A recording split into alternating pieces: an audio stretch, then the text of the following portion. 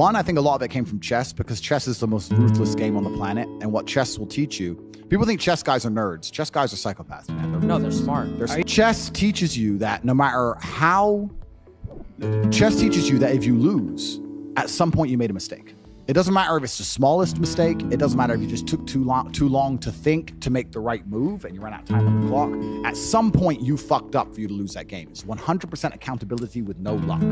That's what's so important about learning chess. That's the first thing. And the second thing is, you need to, as a man, adopt the mindset that absolutely everything that happens to you is completely and utterly your fault, whether it's good or bad. And most men don't have that. Most men don't have that. When the Matrix was attacking me and they were destroying me, when they're calling up my exes trying to get fake fucking charges on me and put me in jail, when they close my bank accounts and I use $10, $11 million, when they ban me across all social medias and lie about me, when they harass my family, I'm sitting there going, this is my fault.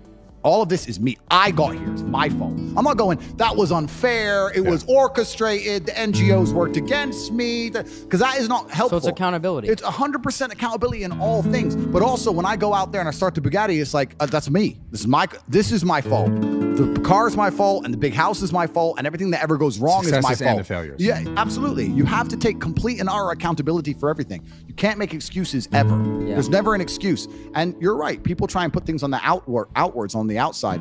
It's interesting. I remember watching Forrest Gump about 5 years ago. I was on a plane. I can't remember where I was flying. And the beginning of Forrest Gump has a scene in it, which I don't think many people actually have ever analyzed or anticipated or understood what the scene means. But when he's sitting on the bench at the beginning, think about Forrest Gump. He's sitting on the bench at the beginning and there's a feather blowing. Yeah, he nailed this shit. Yeah. And then it lands on him and the movie begins. Yeah. What they're saying with that is Forrest is the feather and life has just pushed him all over and put him in all these unusual scenarios. Life has directed him everywhere. Yeah.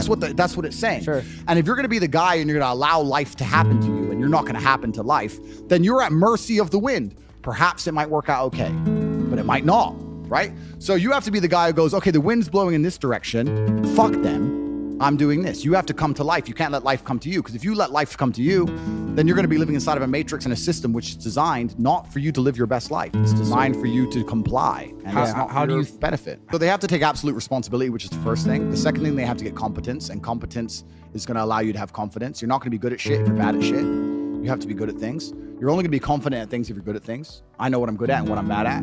So you have to go out there and take risks, and you have to make mistakes, and you have to risk it all. And once again, this comes down to competition. I think competition is such an important thing in the masculine world. Yeah. I grew up in the chess world, and I went into the fighting world. It was all extremely competitive. It's competition driven. You can't make excuses. If I sit here and say I lost a fight, cool, you lost the fight. But I lost the fight, but my gloves, when they were wrapped up, my hand was hurting, and then they excuses. Bro, you lost, G. Like, no one gives a fuck. Yeah. Like, you have to understand that excuses don't matter. Nobody cares. Life's binary. Winners or losers. And you just have to take absolute responsibility for all of this. This is crazy. All of this comes down to your social circle.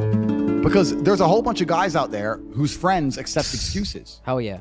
If your friends will allow you to make excuses, you're going to make excuses. If your family let you make excuses, you're going to make excuses. You're going to complain and feel better. You got to be around killers who don't accept that shit.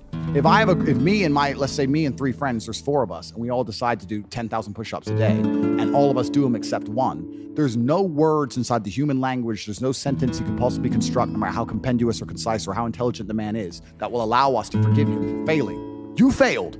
Oh, but I was busy, We did them. You're a bitch. Shut up. We don't accept excuses. That is it. It's true. So next day he's gonna go, well, they ain't gonna listen to my bullshit. I better just fucking do it. So that's the bottom line. It's on a chick. I think that status signaling has been the same since the dawn of human time. I think that peacocks have feathers for a reason. I think the reason the kings of old got gold and conquered land was for pussy. I think men have always been the same.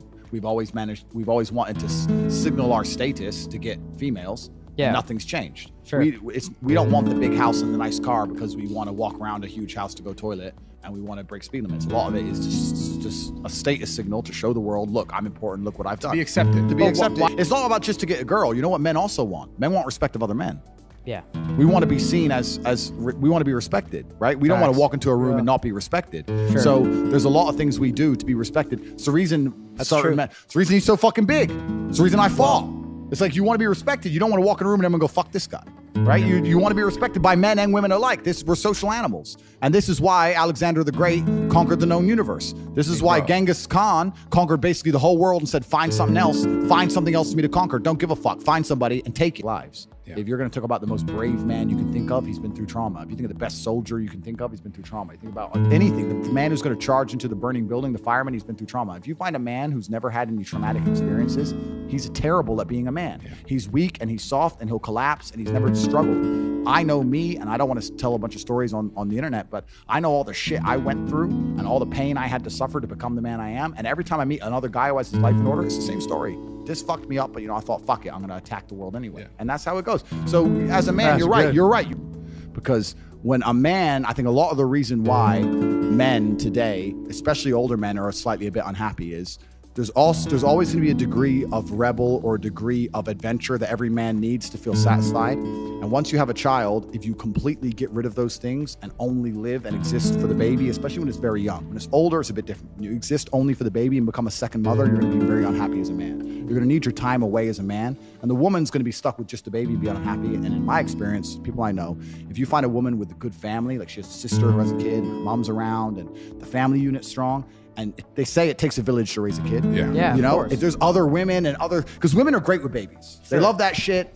So like, if you were to ask me if I had to have a kid, who'd be the ideal target? It'd be a woman with a couple sisters and a mom, and they all have young kids. And now she has a kid, and they get to do a bunch of kid shit together. And I don't really want to go see Frozen. It's bullshit. I'm out with my boys. I'm in the gym. They're doing the Frozen shit. Boom, boom. You need a good family unit, and you need someone who's dedicated to you. And then I'd make exceptions, but you can also extrapolate that, right? So you can fix the problem. So let's say I found the perfect girl in every way, but she didn't have a strong family unit. I'd fix that myself.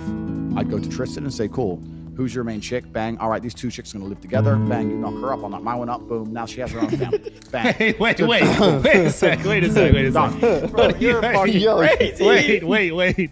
That's too good. Done. It's done.